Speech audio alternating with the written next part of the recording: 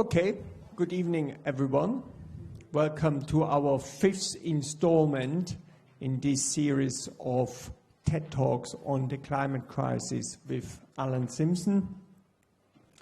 It's great to see so many of you here again. We've come quite some way in our talk series here, and we're concentrating much more now on what can be done also locally. And today we will have another installment on the greening of everything. I suggest we do it in the usual manner of what we have done so far. If you open up, Alan, with your presentation, then we break up in smaller groups for discussions, and then we get back with our feedback to Alan, and we also have an opportunity for engaging in some kind of plenary discussions.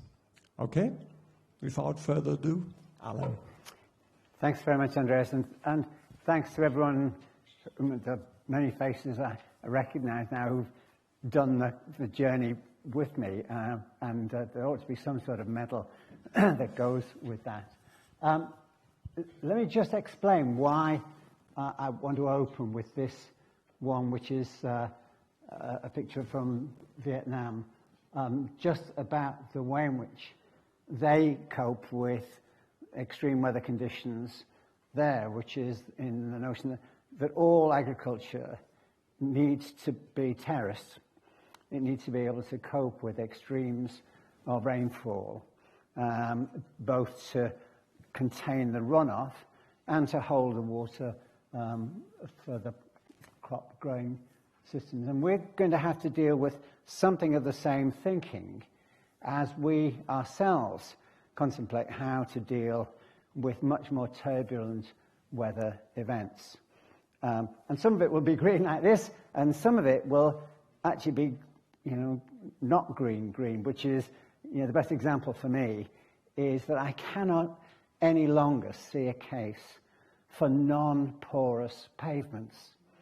That if you look at the problems of flooding and the amount of runoff that there is in our towns and cities, all of which comes from the increasing paving over of what is otherwise soak-away land. So some of it isn't rocket science. We just need to be coherent in thinking through what is the weather conditions that we're really asking our urban landscapes to deal with, as well as our rural landscapes. And so I'm going to try and range from the global to the intensely local, so that we understand the bigger picture of why when we start to look at the practicalities here of how. And one of the most immediate things is the conversation that is taking place in the centre of Nottingham about the future of the former Broadmarsh shopping centre, because the how of greening the centre actually will be embodied in the decisions that are made about which priorities the city gives to the choices it makes about the Broadmarsh, the development of the Broadmarsh, and whether it's to be driven entirely by the interests of financial interests of developers or the ecological interests of people who live in the city itself or come here. So that's the broad context. And I want to begin in this, the non-woodland trees. 20% of the trees in the UK are non-woodland trees. And for me, they are incredibly important because they form part of the well-being of town and city and village landscapes that are all part of our well-being. There's a report that has just come out by a group called Forest Research, trying to put some value on the urban tree presences. Net value 3.8 billion a year, mainly in the forms of the way in which the trees absorb carbon dioxide, they reduce pollution, they add coolth in the hot spells, and both for the bird life and for us, they bring a sense of well-being. So we ought not to undervalue the role that trees play in everyone's landscapes. And it needn't stop there. This always strikes me as being a fantastic example. This is what's happening in the center of Paris. That's the Musée Branly in Paris. It's part of what the mayor, Anne Hidalgo, has brought about 100 acres of vertical gardens all around the center of Paris to provide both the sense of coolth in the middle of the city and places for birds and pollinators to exist, and to bring a sense of beauty to what is otherwise frequently just ugly.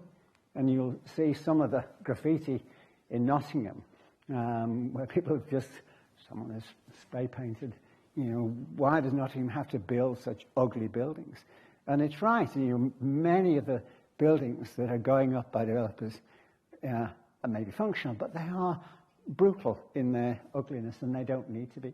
So there's lots of other examples, and the Bosco Verticale in Milan is doing a similar thing with their buildings around their centres, and so could we if we just made that a priority for how we thought about the well-being, ecological well-being of all of us in our cities. I mean, it is happening in bits. There's the Elephant and Castle, and it shows that you can take an existing building and produce something that it lifts your spirits, as well as dealing with all the other issues about carbon absorption and pollution reduction in the process. And so if we can do it in one place, the real questions that we ought to be asking is, why aren't we doing it everywhere where there's a possibility, including in universities? I think I may have shown this to some of you before, but this is at Thammasat University, where they greened their roof space and their landscaping down so that there's an outdoor farm and a classroom in which they functionally green the role that the university tries to play in the promotion both of a wide framework for biodiversity promotion and organic agriculture. And I'd say this is really important, not just now in the context of what follows COP27, but in the sort of work that SPISHAP has been doing in bringing our attention to the gathering in Montreal in respect of biodiversity protection in response to COP15. So all of this, it doesn't matter which part of our industrial or academic or urban life we're fitting in. There are places where we can all bring a much healthier ecological footprint than we are currently doing, at no great expense. This doesn't have to be transformative in huge financial terms. It just has to be transformative in engagement terms. And this, I love this. My wife comes from Montreal, and what the local council have done is they financed the extension of green pavements. So they clear space around the roots of trees, and they open spaces for people on the street to have access to plants provided by the local authority. And people on their own street can actually be part of a real creative planting process. And they have a series of little placards that they put in the beds that they create with messages like "Faites comme chez nous," just to say this is also part of our home. It may be outside the physicality of our actual house, but this is our home. And so at a street level, people can take a sense of ownership and engagement with the processes of extending the biodiversity and safe nature spaces on their own streets. And again, the question is, if people are doing it there, why aren't we doing it here? Why isn't this part of the agenda that we want to be, are able to be pushing as active citizens that both protect and promote the security of biodiversity? They also happen to take cars out of their loads of the streets now around Montreal, and so you've got two different ways of reducing pollution. And one, the slower transport systems allow for much greater appreciation of the planting processes that people put their time and effort into. So it is to see and enjoy and share with those who are even the passers-by beneficiaries of communities taking greater responsibility for biodiversity in their areas. Now, I owe an apology here for those who got excited when I was saying that there was more to hear about Scunthorpe. I made the mistake of mixing up Scunthorpe and Rotherham, and how could anyone? But I just think this is another really brilliant example. Rotherham, for several years, has won awards for its River of Flowers programme. And essentially what they did is that they've taken all the main arterial routes into Rotherham and said, look, instead of just keeping them mown and cut short, we're going to just, festoon them with the planting of wildflowers. And so this is what you get in every route, major route, going into Rotherham. And I just think it's terrific. It actually saves them money, but it also brings nature and beauty into the process of providing access to our towns. And these are, they have been followed by similar sorts of initiatives in Sheffield, Glasgow, all those. And again, this isn't rocket science. Greater Nottingham has roads too. It may come as a surprise, but we have arterial roads, and they could also be beautiful or less ugly than they are now. They could be safe habitats that promote and enhance biodiversity rather than simply were part of a landscape to be passed by as quickly as the traffic jam will allow you to. So it's rethinking the nature of where and how we can bring beauty. Copenhagen, this is one of their, they're actually, the local authority is planting fruit trees on the street for everyone to enjoy. And this becomes really, really important because we need to, again, rethink nutrition as part of the planting process. Because I think it's going to become increasingly important that there is public access, not just to fruit trees, but also to nut trees and to fruit bushes. Because there is another aspect of well-being which ties directly into human health, both now and in the future. There's a really good book that has just come out by Professor Tim Spector called Food for Health, and in which he says we're only just beginning to understand the impact of nutrition on our sense of well-being. This has nothing to do with whether you're vegetarian, whether you're vegan, whether you're a meat eater or a pescatarian. That isn't what's important.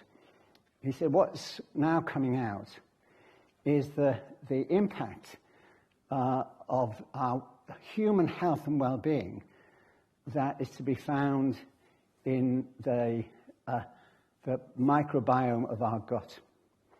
And this essentially comes from the plants and seeds that we consume on a regular basis or not, and the impact that is having on human health. And that can be either scary or really inspiring, because what he says is, look, they now know that a really vibrant, well-working gut has a whole series of, I think they're called polyphenols, that are active in the gut. But you get those from nuts and seeds and fruit and plants. And for that sense of well-being, each of us probably needs to be eating 30 plants a day. Might sound an awful lot, but he then goes on to say, look, don't worry about this. You can get this in terms of the consumption of seeds, of spices, of grains, but you just also need to think quite seriously about what we get or don't get from our existing diet. So to get one of our 5 a day, I think the example he cites is that if you were to take an iceberg lettuce, then you'd have to eat 200 to fulfill the requirements of ticking the box of one of the 5 a days. But if you want to really get a big helping of those 30 a day, eat dark, bitter vegetables, because that's where the greatest concentration of polyphenols. And anything with seeds, fruits with seeds. So help yourself to fruit bushes, because those seeds are the most nourishing things to the human gut that is almost imaginable. And he said in hunter-gatherer tribes, you find them in absolute abundance. In North America, they're almost completely absent from the gut.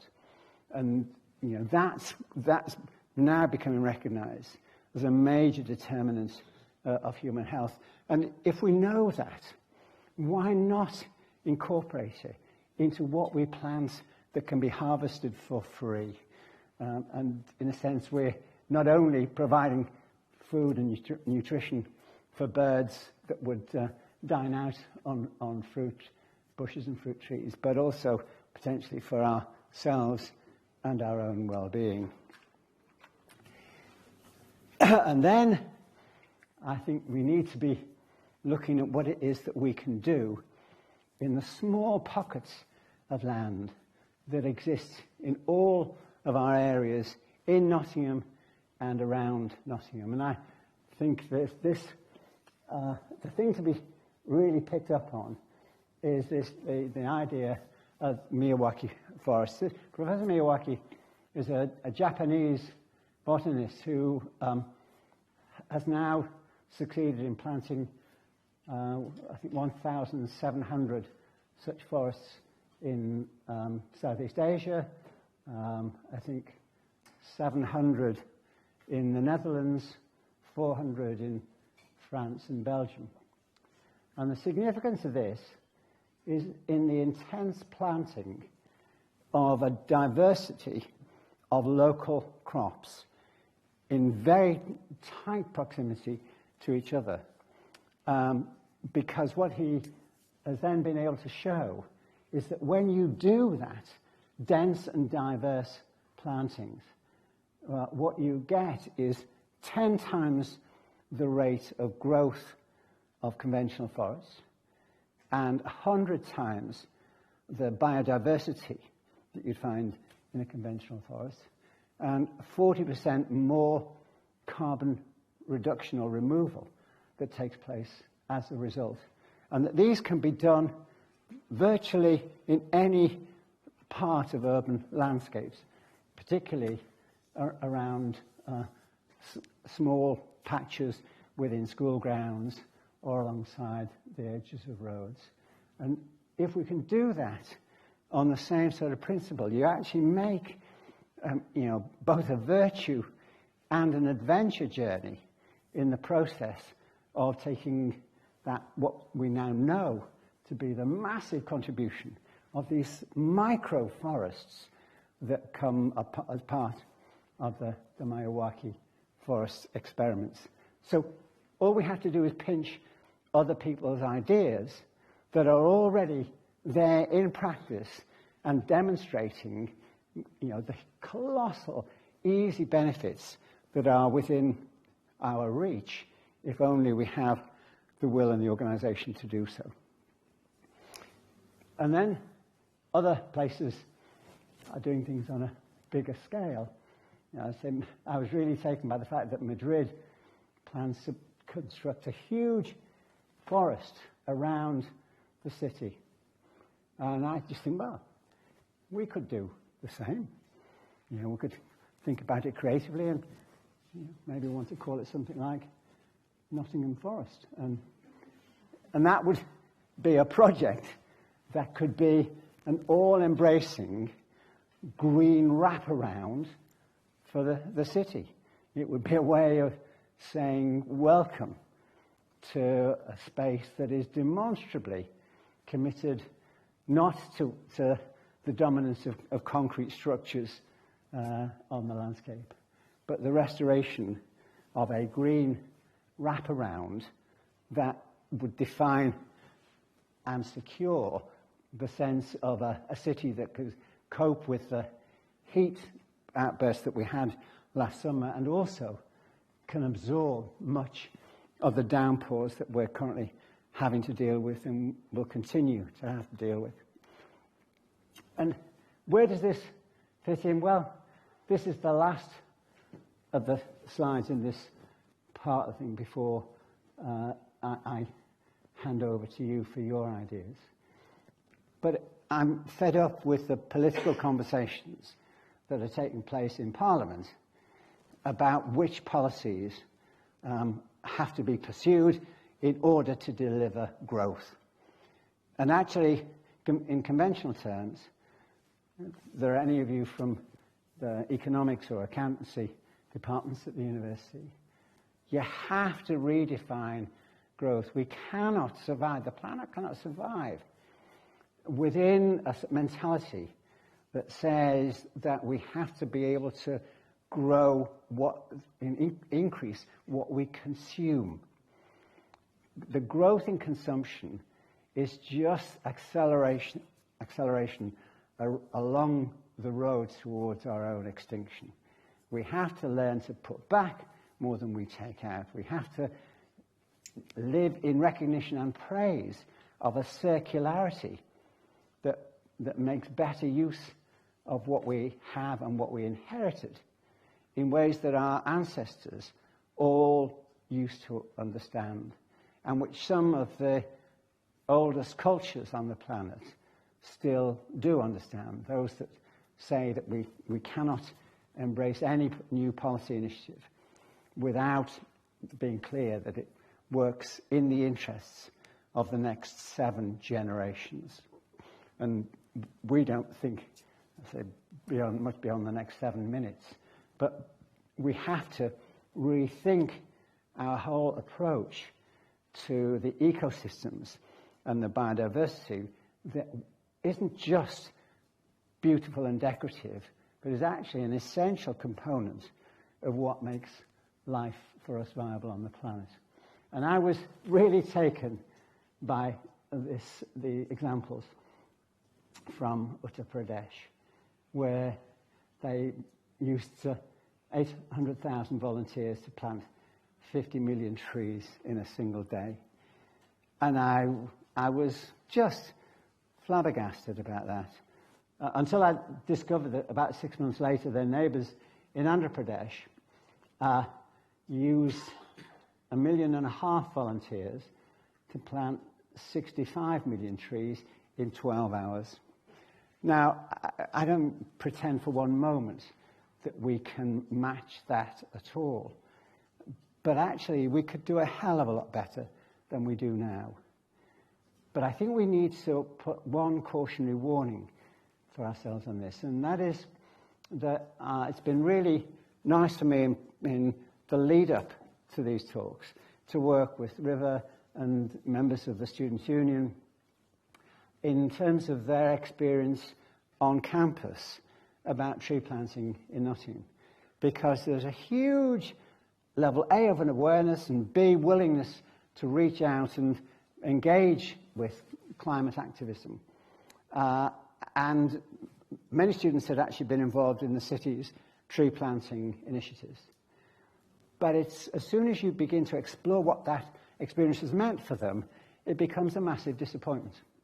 Because my question was to say, oh, that's fantastic. Which communities were you able to work with? How did they see you? How did it work in terms of the follow-up? And they there was a series of blank expressions, because the honest answer was we never meet any of the communities in the areas where we plant trees. We have no initial relationship with them. We have no ongoing relationship with them. And I said, well, how do you try to ensure that within a matter of months these don't just become sort of tree cemeteries where what you've planted has just died? And they said, well, we're not invited. And so the goodwill and enthusiasm that is on offer from university students is only being used to tick boxes. And those are the boxes that officers in the local authority need to say, we've had volunteers and we've planted X number of trees. But it's a hit and run accident.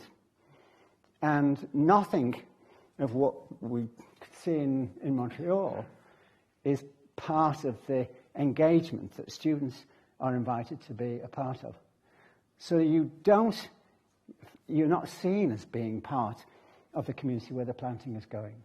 There's no ongoing relationship. There's no follow-up in terms of the well-being both of plants and people in that locality.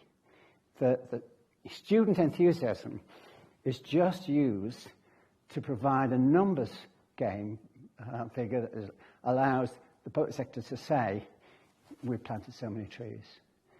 Now, it's a half-good initiative, but it is so superficially produced and ill thought out as to deliver more that is demoralizing and demotivating than it is inspiring.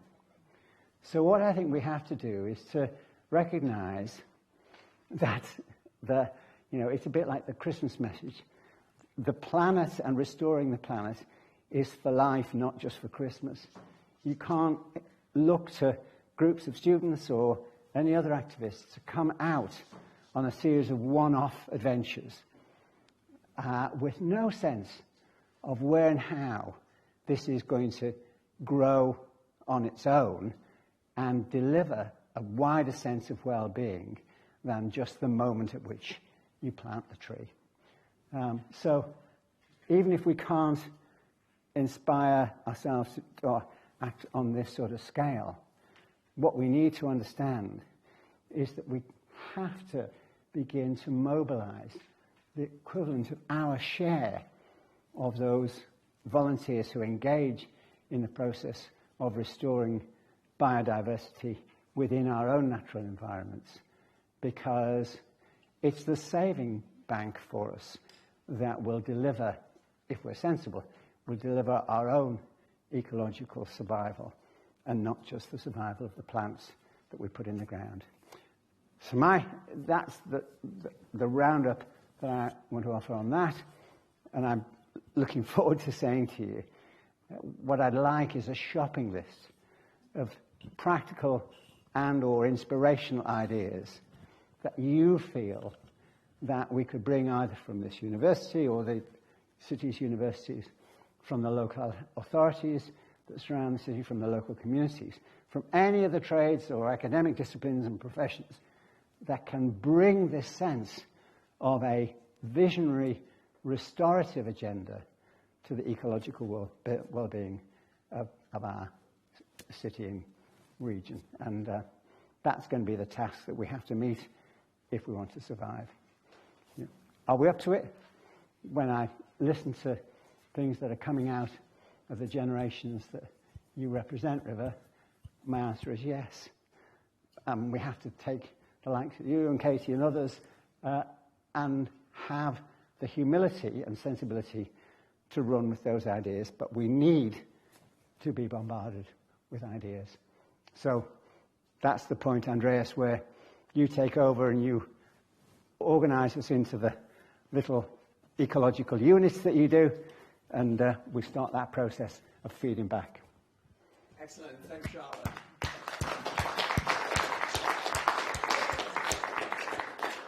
Okay, the challenge to us, greening everything. Zbyszek, we will have a moment at the end where we can have general discussion.